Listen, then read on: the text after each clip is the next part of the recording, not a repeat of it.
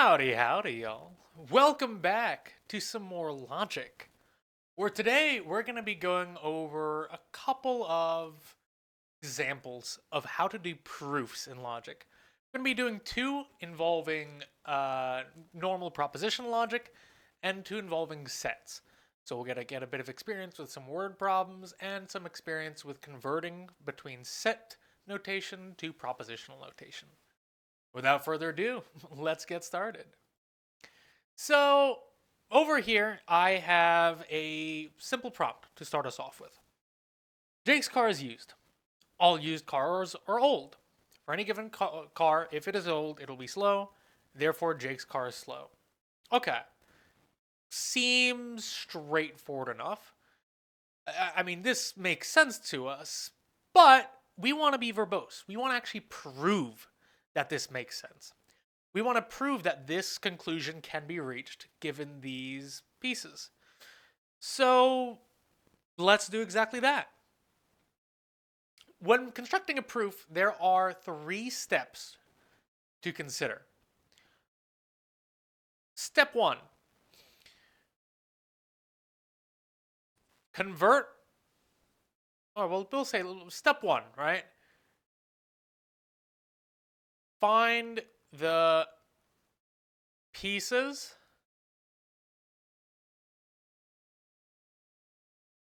and turn them into either propositional or predicate logic. That's step one. I can increase my brush size, I think. Step two. So in this case, we'll be all right. Let's find anything. How can we turn these sentences into propositions or predicates? Step two is rewrite the prompt's premises. All right, the little parts that we're going to be making up our overall argument in propositional logic, knowing how we have divvied up our initial case here. And then three, use logic and rules of inference. Those are the three steps. So let's start with that. Let us do step one for our car example here. Let's try to see how we can turn all of these into propositions. Well, first off, what's a proposition? Proposition is anything that can be written as a single sentence, a true or false. Jake's car is used. That seems like a sentence, right? We could take this and be like, all right, well, this right here, that seems to be a proposition. It's either true or false. Maybe we call it U or J for Jake, sure. Let's not do uppercase. We'll say U. All used cars are old. That also sounds like a statement that could be true or false. Yeah,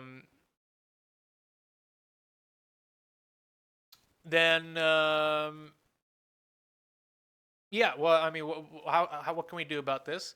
Well, maybe we can say, what? It says old C, sure. For any given car, if it is old, it will be slow. I guess that's a sentence. You're starting to see where we're going to have issues here, right? Maybe we can have all these down and we'll get them in as individual premises. But now how do we connect them? We don't. There's no way we can connect them. So we got to go slower. We got to go deeper in. See where we can generalize. Survey the entire landscape. Okay, what do we have here? We have about cars being used, Jake's car, and then we have all cars. Okay. Well, what does that sound like we're going to have to deal with? Here we're dealing with the word all. Here we're dealing with a specific value. Instead of making two different propositions, where it'll be like P is for Jake, and then, or I don't know, J is for Jake, and then A is for all, let's instead make a predicate, right? Predicate U, or I don't know, S. which could be all, or it could be Jake. That would make sense then. That could work. And this way we're generalizing. Now we're able to group these two together somehow. So let's start with that. Let's say S of X is X's car is used. Simple enough. All used cars are old. Okay, well, that is a sentence. But then we have a different used cars are old. I mean that works. That's true. But then we have this later one here where we need to use old. How do we? We want to transition between used to old, and it looks like this is the case. But if I just make this a separate proposition, I don't know, P of X, I once again can't transition. So let's think about it. What's another way we could rewrite this sentence? All used cars are old. Well, this is implying that if a car is used, then it's old. It doesn't say all old cars are used. It says all used cars are old. Which we could kind of rephrase as for all cars, if the car is used, then the car is old. Does this change our statement at all? For all cars, if the car is used, then the car is old. No, it doesn't change anything. I'm just gonna make sure. Actually, I'm hoping that no audio has been coming up. But listen to music. It doesn't change anything. All used cars are old, as opposed to for all cars, if the car is used, then the car is old. Logically, they are the same thing in English. The difference is you sound like a psychopath if you speak like this, or you sound like a normal person if you speak like that. However, we're doing logic. There's nothing sane about logic. We're going to be using this format and see what we can do. Car is used. We already have that. New thing, car is old. Yeah, but what about this whole statement? If then. Well, that's a logical operator. We're just looking for atomic propositions right now. That's all we're looking for. Not the connectives, not any symbol, just the individual pieces. So I'll keep this. We'll keep that there. Let's make the new premise here. Old. I'm not going to use O or U because that might get confusing. We'll just say L for the L in old. It's not very scientific. L. X's car is old. Note I'm still using a predicate here because this is still involving for all. All right? It's not for all. If all cars are used, then a car is old. No, it's the same car. It's referring to the exact same X. So we have to use a predicate again. Now we have another one. For any given car, if it is old, it will be slow. Okay, well, this looks like that's not a statement. That's not a predicate. For any given car. Not a statement. If it is old, once again, not a statement. It will be slow. Once again, not a statement. But what is a statement? It is old. What is it? A given car. It will be slow. Also statement. What is the it? Same thing, a given car. We already have given car is old. X's car is old. We don't have given car will be slow. So let's do that. Now I say will be. We're not going to worry about future tense, past tense, right? Technically these are different. We're not stressed about that. So we're just going to simplify and say is slow. Yes, future tense, that doesn't actually imply. Logically, there's no connection here. Yeah. We're not worried about that. I shouldn't have done S here. And I can't do L either. W for slow. What letter I use doesn't really matter. I mean, ideally you want to make sense, but I already lost that train. X's car is slow. Therefore, Jake's car is slow. Okay, we already have slow. Jake's new, but that's just an X. Wait, hold on. It's just an X. That's our last question then. What is X? Gandhi's car is slow? I mean, technically, that could work. But what about Six's car is slow? That doesn't really make sense. Brick's car is slow? Mitochondria's car is slow? Okay, well, this doesn't make sense. What is our domain? That's our last question. X. Well, speaking, and there's a lot of ways you could write it. I'm not going to be very formal in my way of it. But we'll say, I like to write the words out where X is or consists of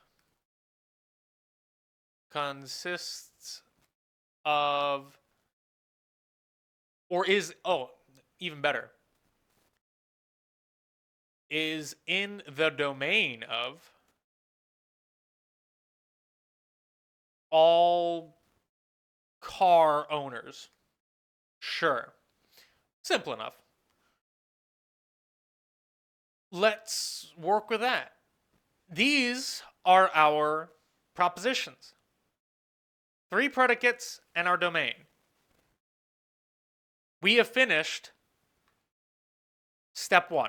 Find the pieces and turn them into propositions or predicate logic. Step 2, rewrite the prompts in proposition logic. Let's do that. So, what are our statements? Well, we have, first thing, what is our premises here? What are things we have been told are true? We've been told Jake's car is used. How do I use these symbols to represent that? L of X, no. X's car is used. What is X? Jake. So we are given S of Jake. Boom. Simple as that. All used cars are old. And we said that before. We rewrote that. For all cars, if the car is used, then the car is old. Okay. How do I do that? Well, let's write that down. We'll make it a purple. For all X, for all cars, if the car is if the car is used, which we said is S of X, then implies the car is old. Is this how we can read it? For all X, where X is in the domain of all car owners, S of X implies L of X. If we rewrite this better, that if any person's car is used, then that person's car is old. That works. That functions. That works. All right, we could maybe have rephrased my domain to be something better, a bit more vague, generic. But this is fine. This works. What do we have next? Next we have, I don't want to scroll down, not quite yet. For any given car, if it is old, it will be slow. Once again, we have 2 pieces here. Oh, blue and orange. We don't really have a color for that. I guess we can do green. Like a muddy green, yeah. For any given, okay. So is that there exists? No. For all, that works. So for all of X, if it is old, which as we said is L of X, then it will be slow. All right, we just read these sentences, rephrase them into if-then sentences, or and or whatever we can do. It'll be slow. What do we have here? L of X implies W of X. And then the last thing, therefore, Jake's car is slow. We have not been given that. That is our conclusion we are trying to reach. Therefore, Jake's car is slow. W of Jake. These are our pieces. Now, we can ignore, after this is step 2 done. We can now just ignore the original prompt and 1. We can just use 2 to solve everything. We just need this right here. That is every piece we need. Well, let's get started then. We have our pieces. How do I turn it from one to the other? Well, we got a few approaches of how you can go about it. You can either work backwards or you can work forward, just like mentally, like thinking, mapping out what you need to do. Well, I like to start from the end. I want to get this conclusion because maybe there might be some prompts that aren't necessary. But I definitely want to get this result, W Jake. Well, how can I get that? Well, the only way I can get to that is by using this statement. That has a W of X, which requires me to know of L of X. Okay, well, how do I know the L of X? Well, to know the L of X, I need to know the S of X. Okay. And how can I know the S of X? Well, I know the S of Jake, but what about S of X? Okay, well, maybe there's some way I can convert from all to just Jake, or from Jake to all or something, and then from Jake to all. Maybe I can do something like that. This seems to be a general game plan. So let's start it. Let's start from what seems to be the top. We want to be able to turn this into some way that we can use it down here. Let's do it. Ooh, I like this lavender color. All right, well, what I want to do first is I want somehow to be able to turn one of these expressions to match forms. This one deals with all, this one deals with just Jake. Can I turn this to deal with all, or can I turn this to deal with just Jake? Okay, well, I don't know. By the way, there are multiple approaches we can do here. You may notice here that, well, hold on. We want to get, the only reason we want is L of X is so we can get the S of X. That's it. So maybe we could actually combine these first? I don't know. A lot of options. We're going to go with this approach, just because I feel it shows off a bit more. The order doesn't matter, so long as we're using logical equivalencies and making progress. We know we want to go from here to here, or vice versa. So maybe we can connect these. Okay, let's think about that. Is there some way to connect for all of X? Oh, not that. All of X. S of X implies L of X. And then for all of X, L of X implies W of X. Well, that's where we can pull up our rules of inference. Where are they? They're off the side of the screen. I hid them away. We have our rules of inference we can use here. Right? We can use any of these rules of inference that we want to try to solve this.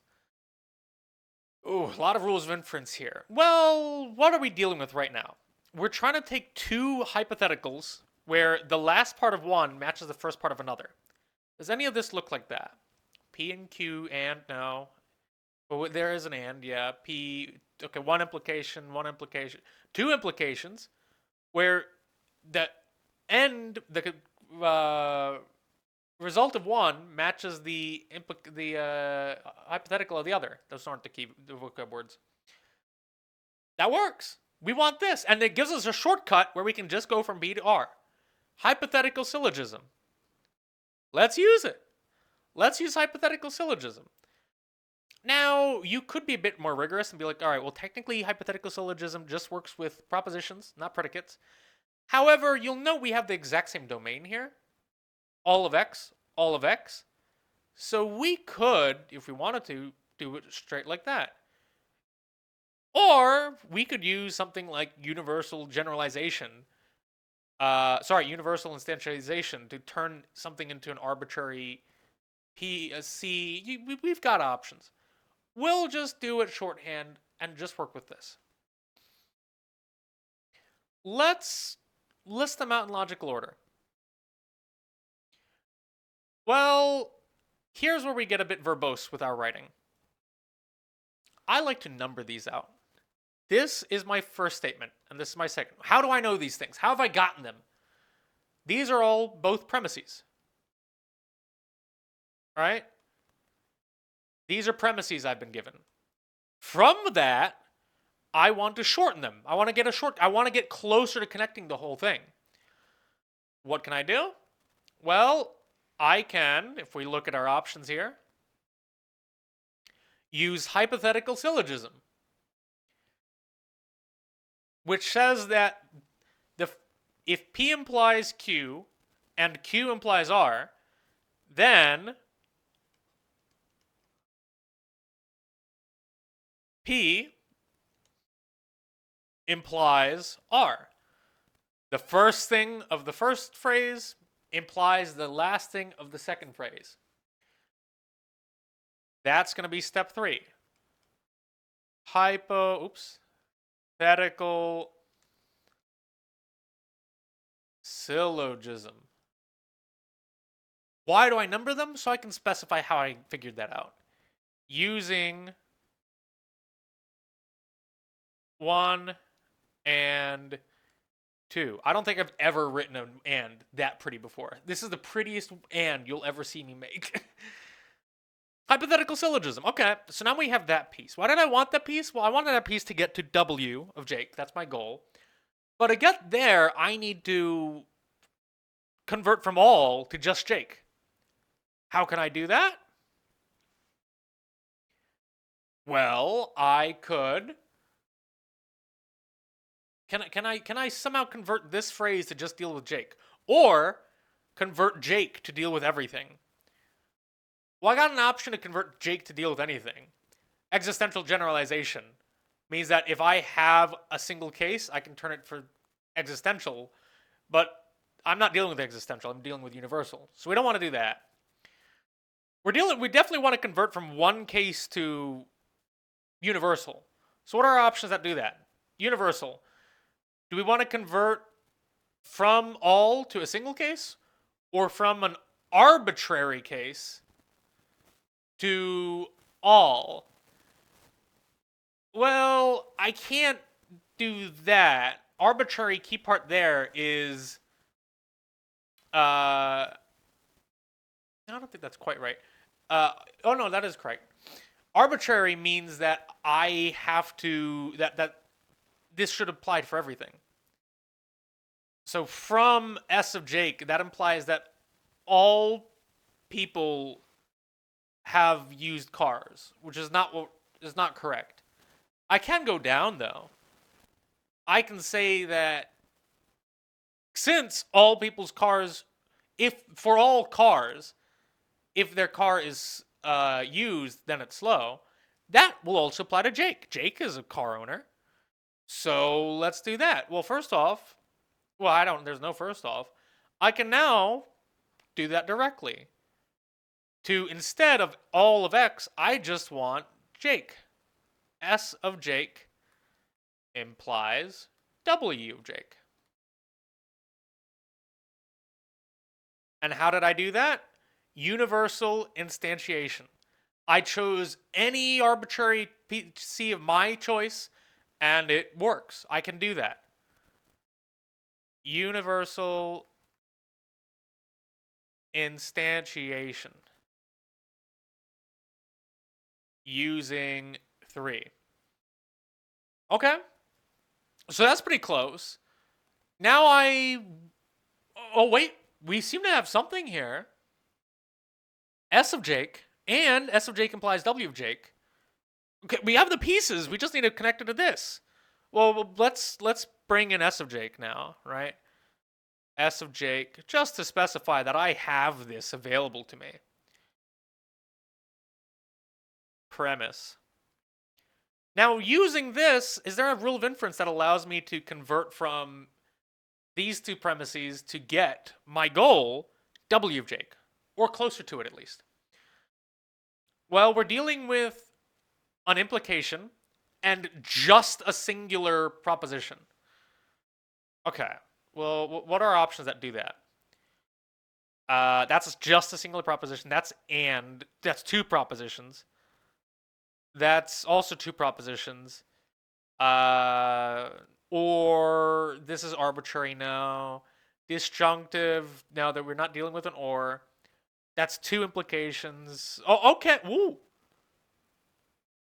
P implies Q, S implies W, and P and S gives us Q, which is W of Jake. That's what we want.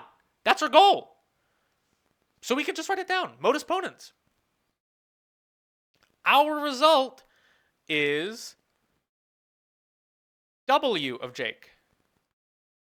How did we do that? Modus ponens. Using 4 and 5.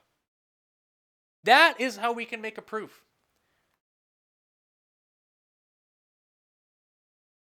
So remember our steps. Start with our sentence, break each part down into a premise. Then, using these individual premises into a proposition. Using these propositions or predicates and our sentence, form our propositions, form our premises and our conclusion.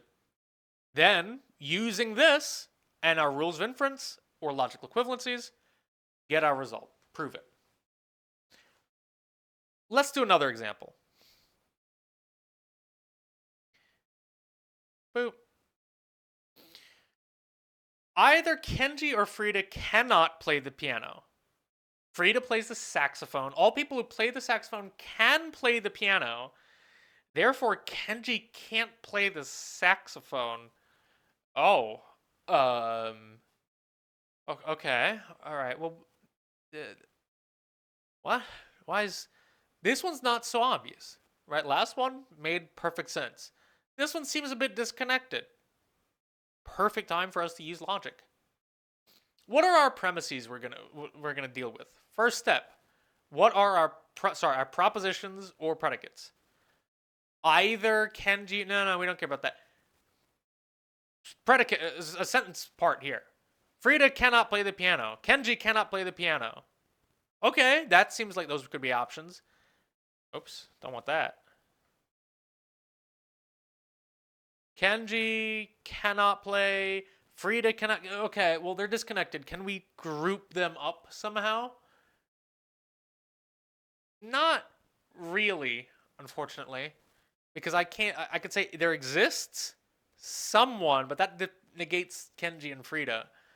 So, okay, but we're not worrying about that right now. X cannot play the piano.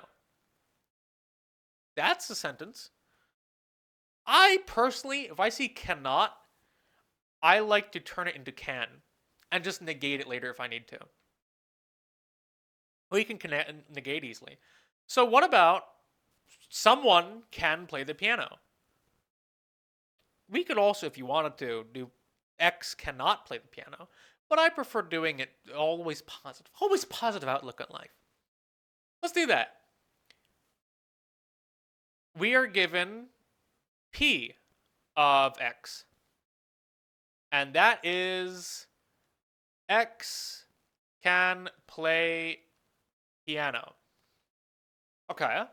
Frida plays the saxophone. Okay, is it just Frida or is there anyone else that... All people, saxophone.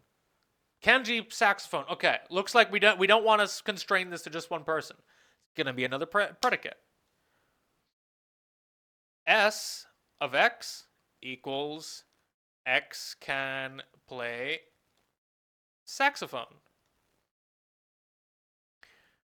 All people who play the saxophone can play the piano. Is there anything new here? All people, no, that's not a proposition. Who play Play the saxophone. We already have that. And play the piano. We also have that. Kenji can't play the saxophone. Oh, well, we don't have can't. Except now I do. Right? I can just put a not outside of it. There's only 2 propositions here. Wow. This is going to be easy. No problem. So we only have 2 propositions, 2 predicates to deal with here. Let's figure out what we can do with them now. Those are predicates. Let's go on stage 2. Let's now look at the sentence. Either, or. What does that sound like we're going to need to deal with? Exclusive or is what that sounds like to me. Kenji or Frida cannot play the piano. Okay, well, I'm going to circle it. I'm going to keep this circled. Okay, well, Kenji cannot play the piano or Frida cannot play the piano. Yeah, let's do that. K, well, not who's K? What did I get that from? Piano, Kenji, or piano. Well, correction, what order did we say we needed? Exclusive. Or piano, Frida. Let's read it. Make sure it makes sense, because I don't think it does. Either Kenji can play the piano or Frida can play the piano. Okay, maybe that's not right. We were told not. Either Kenji can't play the piano or Frida can't play the piano. That's what it says. That works. We've got it. First one's done. Second one. Frida plays the saxophone. That one seems easy enough. S of Frida. All people who play the saxophone can play piano. Okay, well we've got another odd one here. All people, all of X. Ooh, hold on, we missed something up here in step 1. What did we miss? What's X? Jake's used car can play piano? I mean, that's pretty weird. I don't see that anywhere here. People, right? Where X is in the domain of all people. Boom, that's better. So all of X now.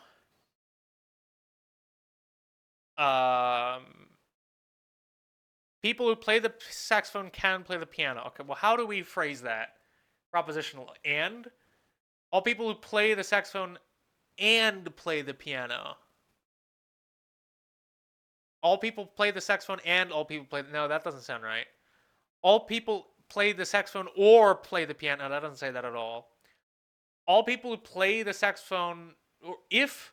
For all people, if they can play the saxophone, they can play the piano.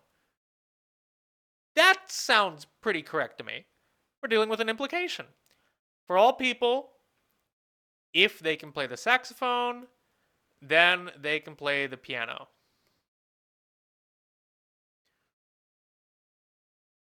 Handled.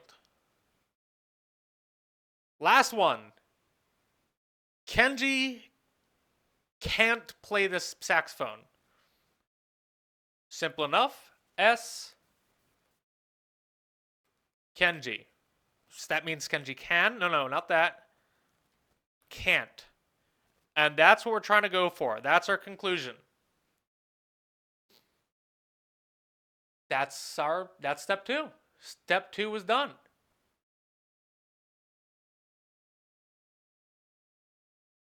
We go to step 3. Let's try to use our rules of inference and step 2 to solve. We're going to do a little bit of a shortcut here, right? Specific notation will vary source to source, publisher by publisher, researcher to researcher. I'm just going to label these directly. 1, 2, 3. These are my first 3 premises. Saves us a little bit of time, you know?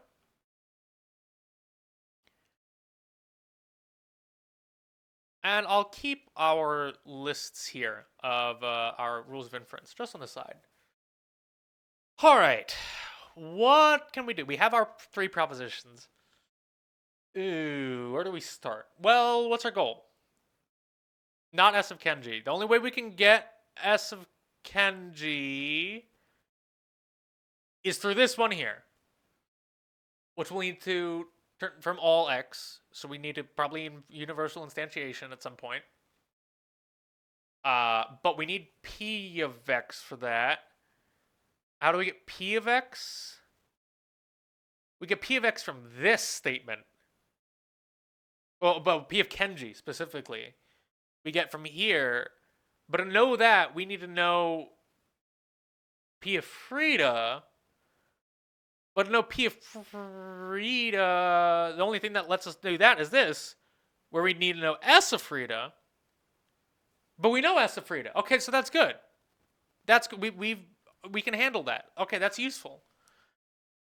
Let me get a drink.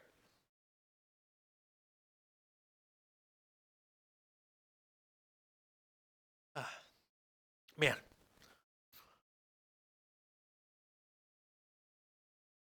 And also, let's look at our statements we have here, right? We have a few interesting options here. Not the resolution conjunction. Okay, well, I guess we'll start at the beginning. It looks like the order we want to do, and I'll draw a really confusing bunch of lines that won't help anyone. So be prepared.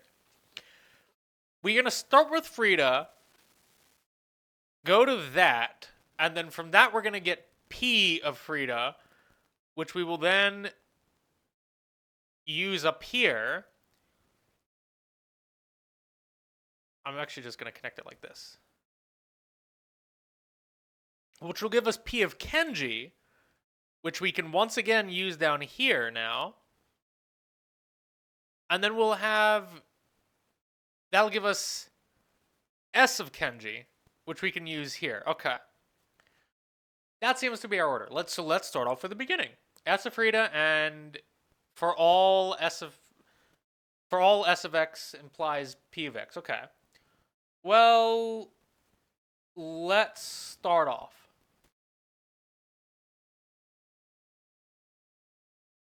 I need to convert this, but this deals with all. This is a different domain. This is just Frida. So we don't have to worry. We know we can use universal instantiation. Let's start. We already have 1, 2, and 3. What premises are we going to use? We're going to use premise 3. We'll call this premise 4. Step 4. Says that S of Frida implies P of Frida.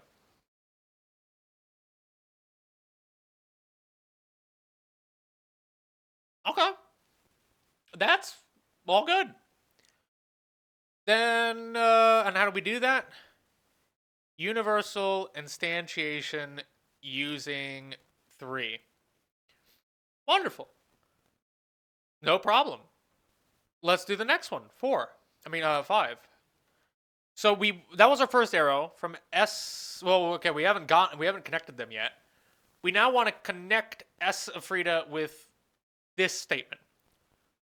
How can we do that? Modus ponens again.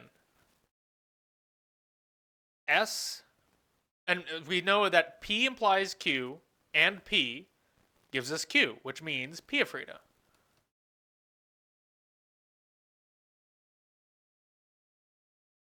How do we do this? This is through modus ponens. I'm going to shorten it to MP using 2 and 4. Okay. So now we have P of Frida. Then what do we want to do from that? We want to use P of Frida up here. Ooh. Well, what do we do here. Okay, this is a bit scary. We don't have a lot of proofs that deal with exclusive OR, right? That's not very common. If we look at our options here, nothing's exclusive OR.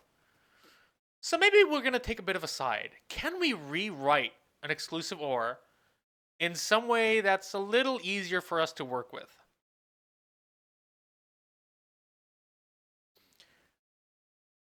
We can generalize here. Not P and not Q. These are two different premises, right? Let's generalize. Can we rewrite the statement not K exclusive or not F to something that doesn't use exclusive or? Okay, well, we can do a bunch of stuff to figure out a lot of approaches. Some can come intuitively to you. Let's do a truth table. Let's take a bit of time to practice truth tables. I don't know what I just pressed. Did I delete everything? What happened? Nope, it's just like part of my bar's gone now. Oh. Let's make a truth table. How do we make truth tables? They're not that scary. To make a truth table, we are dealing with two atomic propositions, K and F, so we're going to have 4 rows. K, F, true, true, false, false, true, false, true, false. Then we can negate them, not K, not F. That should be easy enough. False, false, true, true. False, I don't think this is right. Yeah, no, false, true, true. And now we have our whole statement. Not K, XOR, not F. What do we do there? F, exclusive OR F. Is that true? No. Exclusive OR, one of the two. Exactly one of the two must be true. So then we have true, true, and false again. All right, those are our values we end up with. Well, is there some way we can simplify this? Well, let's look at the values. Just look at this is our goal. Does this look like anything else we've seen before? Looks like something to me. What about just KF? That's exactly the values for K exclusive OR F. False, true, true, false. Okay. Well, that's a simplification. We got rid of the knots. So this is the same thing as K XOR F, which doesn't fully help us, but it's a step in the right direction. We know we can make that exchange if need be. We still have the XOR though. We don't like the XOR. Is there some way we can get rid of the XOR? Well, we've got a few options at our table. Maybe an implication, but like 2 implications, but like what can we do? Well, let's think of options. Exclusive OR. Well, that's like an OR, but only in certain instances. What instances? Well, it's true if let's take a look at an OR, right? It's called an exclusive OR, so there's probably some similarities there. K exclusive OR F. Sorry, K normal OR F. What does that give us? True, true, true, false. Okay, we don't want that. We got the bottoms right, but we don't want the top one. How do we get rid of the top one? Well, we think of an exclusive OR. That means we said that this is the same. These are the same. So maybe we try the not versions. not K, or not F. What will that give us? False, right? Just look in here. False, true, true, true. Okay, that looks closer. I want to take the fact that this false and this false. How can I do that? Well, I can use an and. Oh, I made it way too short for that and, though. I'll tell you that much. It's going to be a long statement. K or F and not K or not F. Does this make sense? An intersection, and means they both need to be true, so false. True, true, false. This is the same as our original premise. So we have yet another option we can use. And you'll note this one doesn't deal with exclusive OR anymore. I'm not going to say that this is the easiest one to use in our situation, but it is a way. Now that we've converted to ands, nots, and ors, we might be a little better situated for options here. So let's go back up and let's label this truth table. I mean, we're using it now, right? Let's label our truth table as some premise 2, just for simplicity's sake. We'll call this premise 6. That's premise 6 now. So we can now get rid of this exclusive OR to say what? Well, our new, I'm actually going to use little arrow 6, point down here. 7 now tells us what? 7, we can convert this into what we need, into our newly updated one that doesn't deal with exclusive OR, which is P of Kenji or P of Frida and not P of Kenji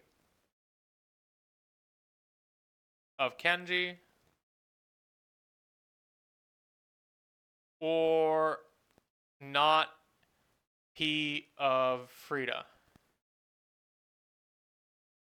Okay. What are our options now? Okay, well this does not look like it's made things easier. And how did I do this? Oh, I should probably write down how I did that. I achieved this by I guess technically it would be a universal instantiation. Technically, I guess. We'll just say, for simplicity's sakes, we combined 1 and 6. Okay, we've made progress now. Kind of, but this looks a bit scary. We have a lot of stuff here, which we don't like. Well, it's not necessarily that bad. And I'll say exactly why it's not that bad. We have P of Frida here, which means P of Frida is true. That is set. We can go in and apply that to our sentence if we so wished, right? If we wanted to, we could apply whatever we needed here.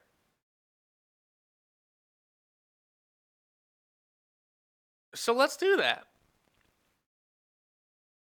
Let's just use our logic to put in the values. Now, it's going to look a bit messy, but we're going to do it anyway. we get P of Kenji, or is P of Frida? That would be a true or false statement, right? But in this case, we know it's true because of 5. 5 has told us it is true. So we can just put in true. And not P of Kenji, or not true. We can substitute in because we know P of Frida is true. That's what a premise tells us. It's true. We're told that this is true. And then this is just using 5 and 7. If you want to be more precise, you could just say logic, applied logic. That's might be what I would do. Okay, but now what do we have here? P of Kenji or T. Okay. Does that sound like something that we know? Anything or true is always true via the domination laws.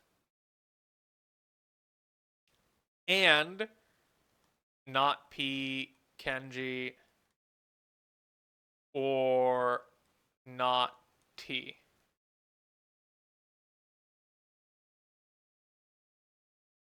That's from the domination law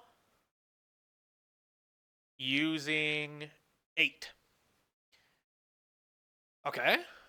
Can I simplify this further? Well, true and anything else will give us that something else. Not P, I don't even need the parentheses, I don't think, anymore. Not P of Kenji, or not T, which is the identity law. Using 9. Can I simplify this further? Well, not true. I don't think there's a law for not true. Definition of true, I guess, right? 11 is simply not P of Kenji, or not true gives us false. I guess that's like definition of false using 10. All right, like not true is false. What is that? Logical equivalency? You could say logical equivalency. I think that would be a fair one. And then our next step, not P of Kenji, we can get why? Not P of Kenji. Anything or false is that thing. Once again, identity law. Using 12. Okay. Bit of chicken scratch here. But after all that code, after all that writing, we are left with not P of Kenji, which is a step in the right direction. We wanted that for something. All right? We wanted not P of Kenji for our things to work properly. So, oops, I don't want that. I definitely didn't want it for that purpose. I'm going to actually move my little table out the way because this table's very big and it's going to be taking up space I need for a proof. All right, come down here, table.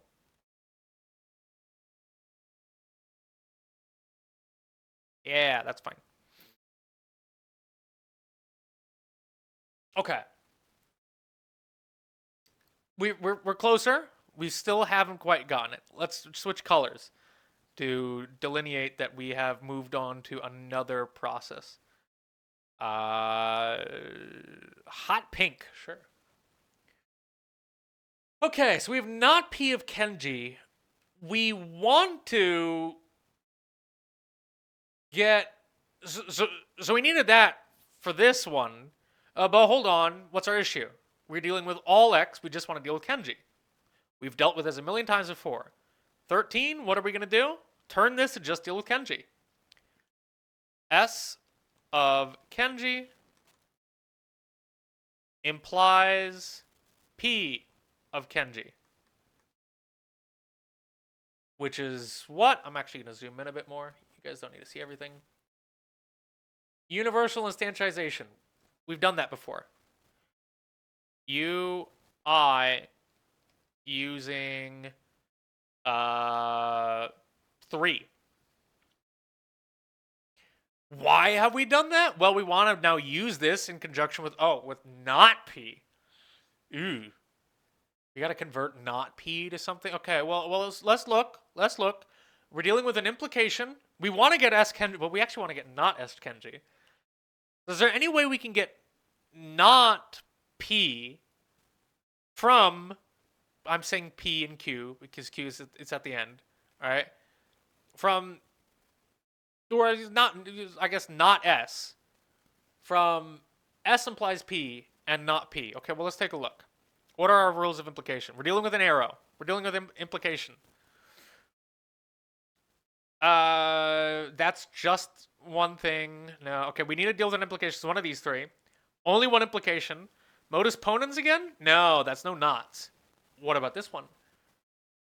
P, the first item implies the second, and not the second means not the first. Meaning not S of Kenji. 14 gives us not S of Kenji. By modus tollens using 12 and 13. Boom. This is a long proof, but this gave us a lot of looks of what we can deal with. We can use truth tables to convert from something we're unfamiliar with for our rules of inference to something we are. We can use normal logic in this context.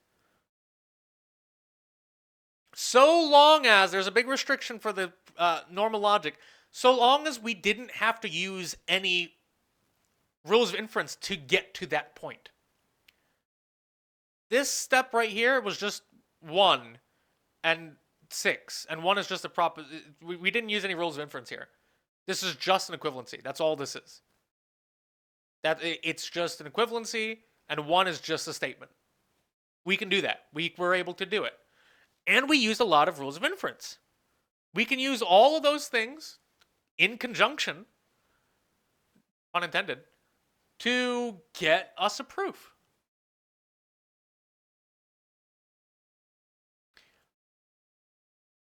These aren't terribly easy, but they are very vigorous, and that's the point of them. Let's switch gears now, and let's instead deal with set logic. We're gonna switch gears quite significantly and use a prompt that doesn't even need any rules of inference.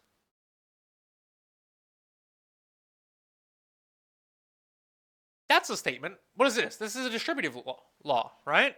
We've seen this before. Can we prove that? Well, it's just a law. It's already been proven. Yeah. But let's say, can we prove that without using any set equivalencies? Only equivalencies that convert from set to propositional logic and prove it using propositional logic. Yes, we can. Our first step, we have this big statement here. Let's start with just one side of it. If we have an equivalency, we could do the entire phrase and convert things. Or if we want to go from one to another, so long as we don't use any rules of inference, that's a big deal. So long as we don't use any rules of inference, you can just start from one and then work your way up using only logical equivalencies to get to the other. Let's do that. So let's start off with A union B intersection C. I need to now start to convert this to proposition logic. Because yeah, I could turn it to this is a distributive law. Yeah, but I can't. I need my rule I'm setting forth arbitrarily. Full disclosure, arbitrarily, but it's good practice. Is we can only use proposition logic. Okay, let's convert this to proposition logic. How do we do that? Well, we need to use the definitions of some of these things. What is the definition of a union? Well, okay, well, actually, we got a few options, right? Let's start off by just dealing with A. All. Let's start to put this in a format we know. For all of X, where X is an element of A union B intersection C. I think that's the right number of parentheses.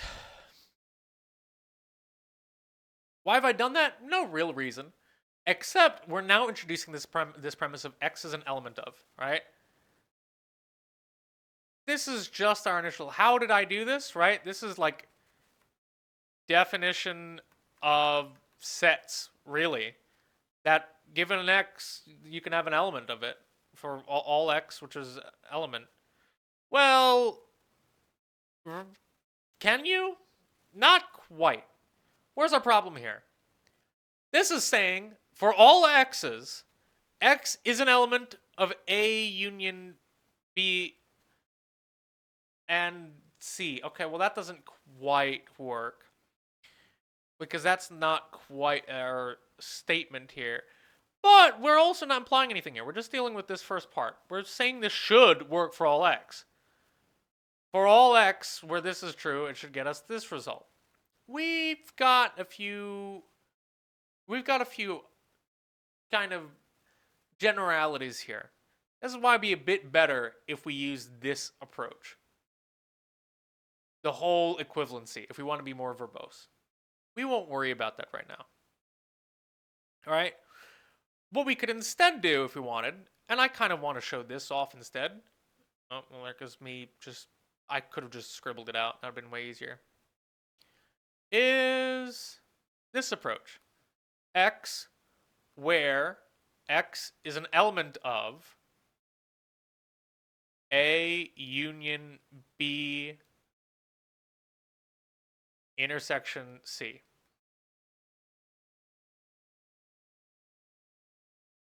That's the definition. Definition of sets. This is just set notation. We might even want to rephrase that. Just literally, how do we get this? Set notation. Actually, wait, hold on. I want to test something. Can I switch colors? I'm going to turn this to purple. I can. Oh, that's nice. Oh, that's not as nice as I hoped it was.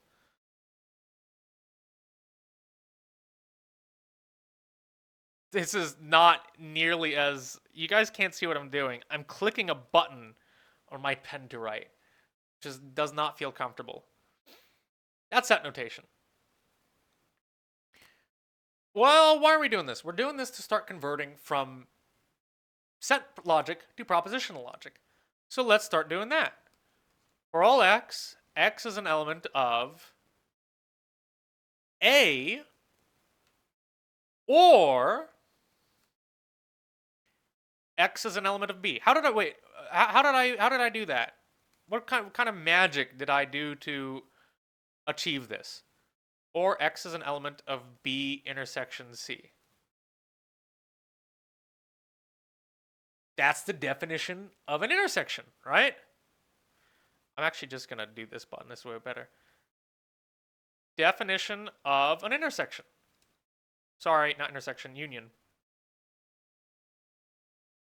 A union is defined as, well, if A union B is the same thing as X being an element of A or X being an element of B for X. That works. This works. This is functional.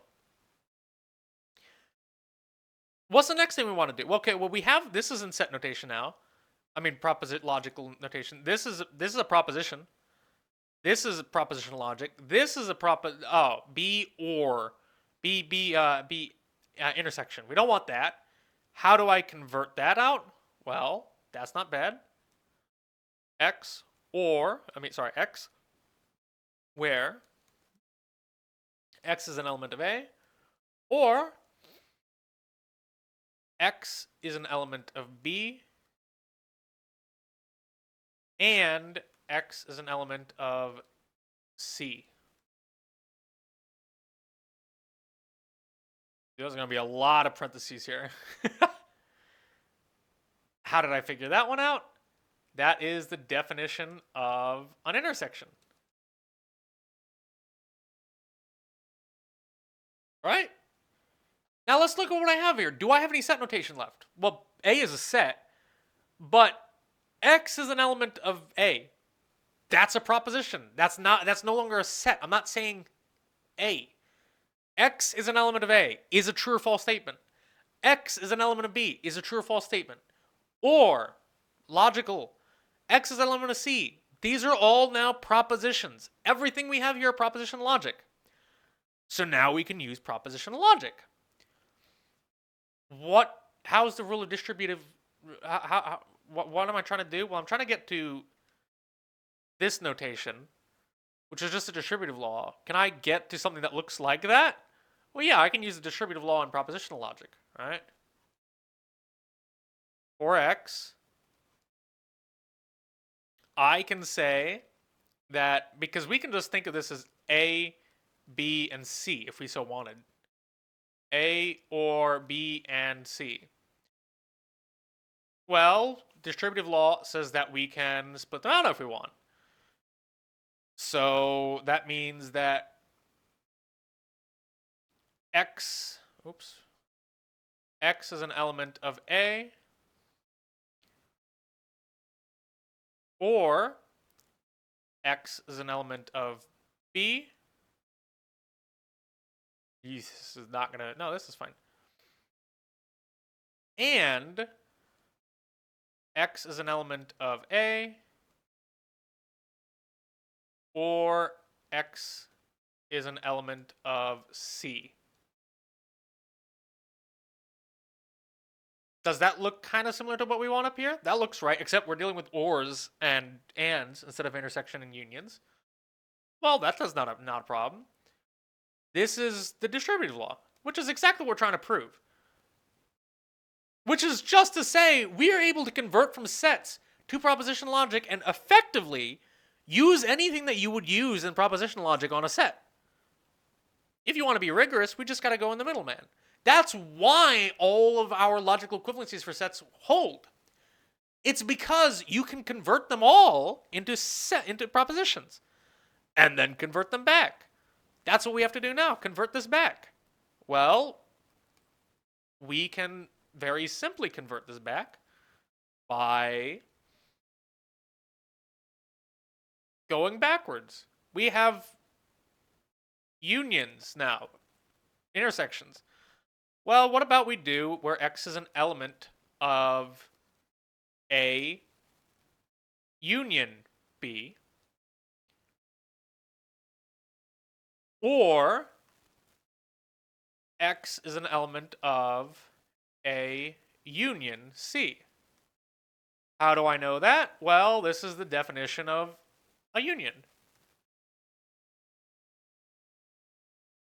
We already used it in the other way. It's a definition. It goes both ways. X, where X is, now I want to get rid of this and, where X is an element of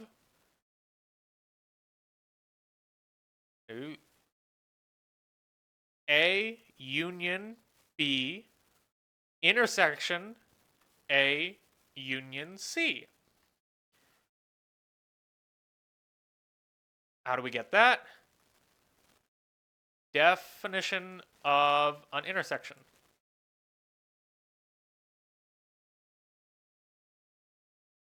What are we trying to get again? that expression except without the element part. So we want to get out of set notation is all we want to do now, which we can do. A union B intersection A union C. Which is just, how did we do that? Very simply, set notation. We went out of set notation. These are all logical equivalencies. Everything we've done here. This logical equivalency shows that we can get this to equal this, which is exactly what we're trying to prove. I want to say any questions, like anyone could ask. Is this a lot of steps that we got to do here for no reason? Kind of. But this is showing us why we're able to use anything we can do with sets. With propositions we can use on sets. That's going to be useful for the next and last section. This last part, we're going to do a proof using sets. Simple statement here. Nothing too crazy.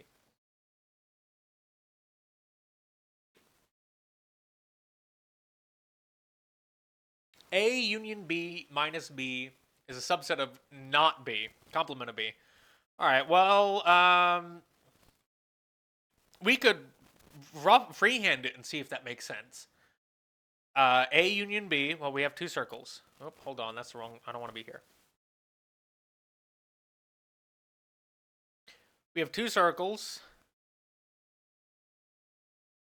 A, and we have a circle B.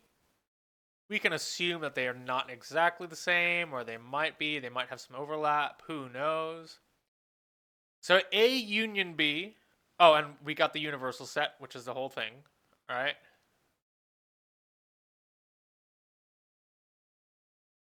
So then we know that A union B is all of this minus B. Okay, well, so that means not this. Just the pink part we want to worry about is a subset of not B. Okay. Well, what's not B? Not B is everything outside of the circle. I'm going to make that a green.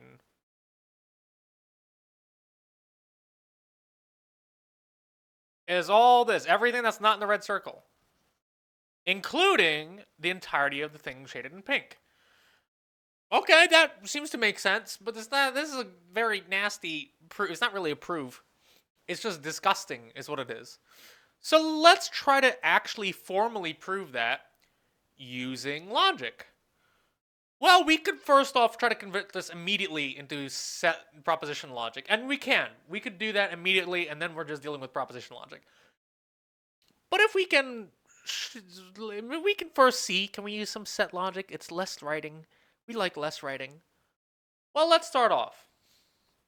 Here's what our starting point is. We want to rewrite this in some way. Okay, well, we have subset. Guess I should have probably put this here. I think subset is always like near the end, but let's see what we can do. Well, first off, we're dealing with minus. Minus kind of sucks. We don't like minus. Minus doesn't work for any logical equivalencies, except for one, which is, what is the definition of minus? A union B intersection not B. I'm going to put all these in parentheses just in case. Is a subset of not B. How do I know that? That is literally the definition of a difference. Definition of set difference. Okay, now what can I do? Okay, well, I can do, I don't know, I'm changing colors. I can distribute. That's something we can do. Let's distribute. A intersection. Oh, that looks like I'm dealing with different symbol. Intersection. I'm saying not B. This isn't not B. This is a complement of B. A intersection complement of B. Union. A. Sorry. B intersection complement of B. That whole thing is a subset of the complement of B. Distributive law.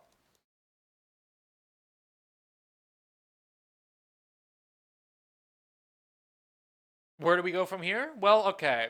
A, this looks like something. B and complement of B. B intersection complement of B.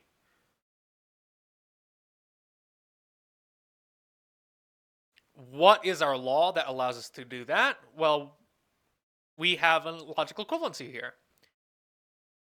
That gives us A intersection, not B. Union B intersection, not B. Well, we could think about what that is. Sorry, complement of B. We look at our little sheet again. B is everything inside. Complement of B is everything outside. Where is the crosshatch? There's none.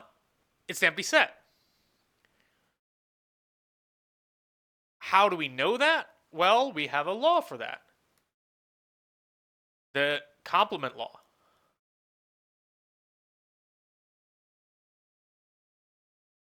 Okay.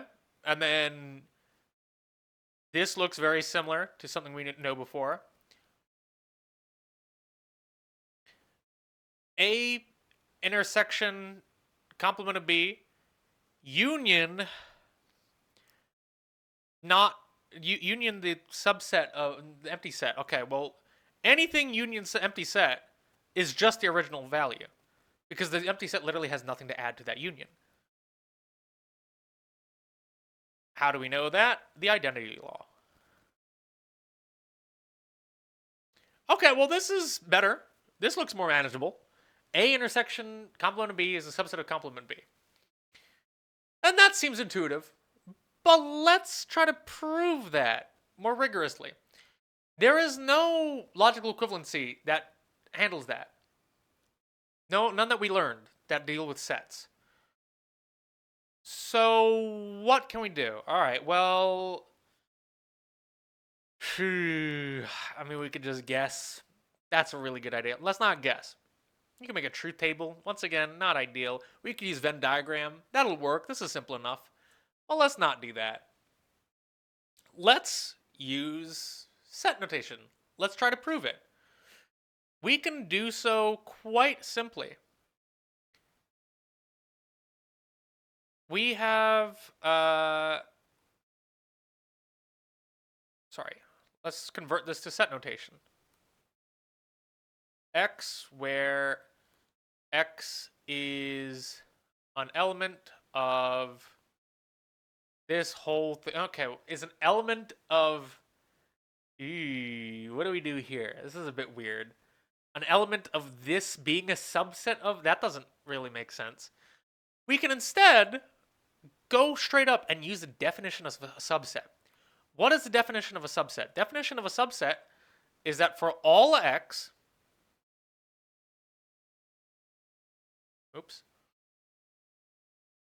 x is an element of the thing on the one side of the subset. If it's an element of the one side, then it's an element of the other side. I like putting extra parentheses. I don't think that it's strictly necessary, but I like putting them. Okay, that looks good. Can we do anything from that? Well, we have an implication combined with set logic. Now we know that everything in set logic has a counterpart. We've just shown that the subset's counterpart is the implication. We've changed nothing else. It's just the complement. It's just the implication. All right. This is the definition of implication. Oh, not implication. Of subset.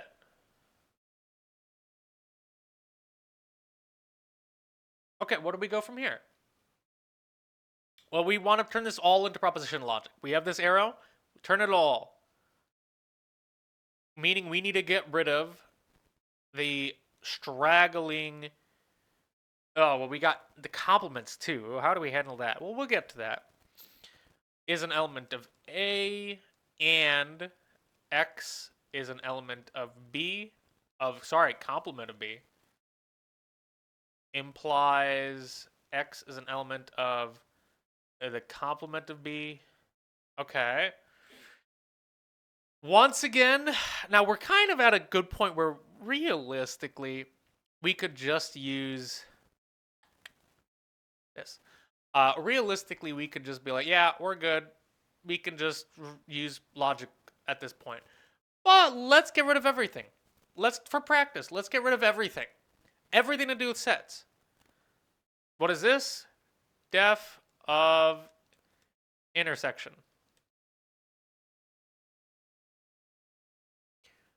We still have the complement left. I don't want that. So we can use more definitions to get rid of the complement. X is an element of A, and X is not an element of B. I just like forgot some of my parentheses. Implies that X is not an element of B. How do we know that? That's a definition of complement. Then from there, once again, this is logic. This is set logic, not element of. We don't want that. Can we just turn this into a not? Yes, we can. X is an element of A, and not X is an element of B. We just take out the not from the not element of, and we just move it out one. That's all we do. Implies, I guess, not X is an element of B.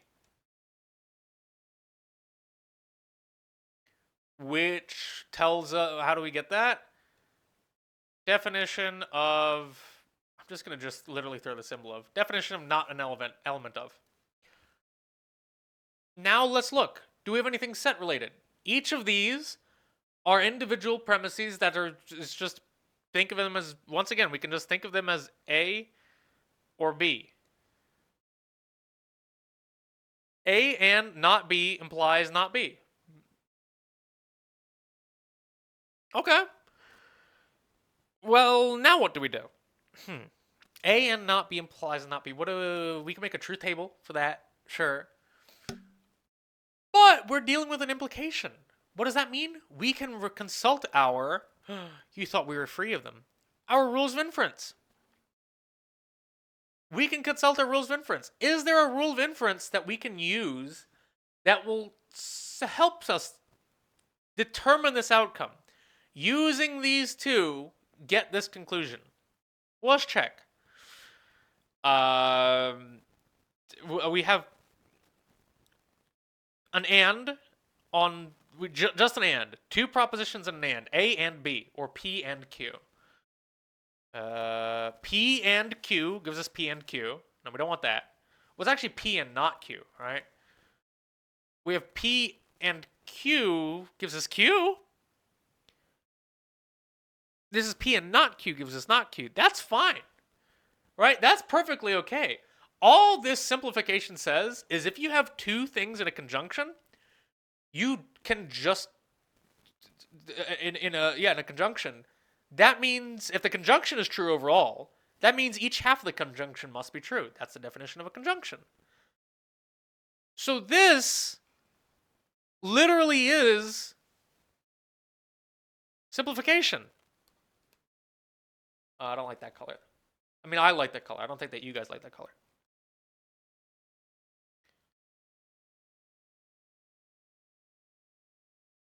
Literally simplification.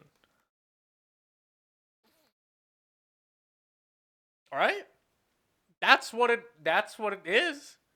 It's literally a simplification. So Is this true? Looks like it.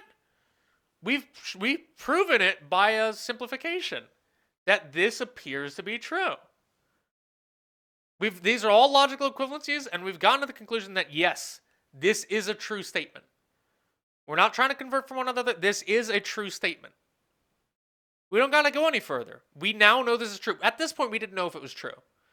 Right? At this point, we didn't know if it was true. Now we know it's true because simplification tells us it's true. We don't gotta go any further. We're done. We've proven it using set notation, set logic, and rules of inference.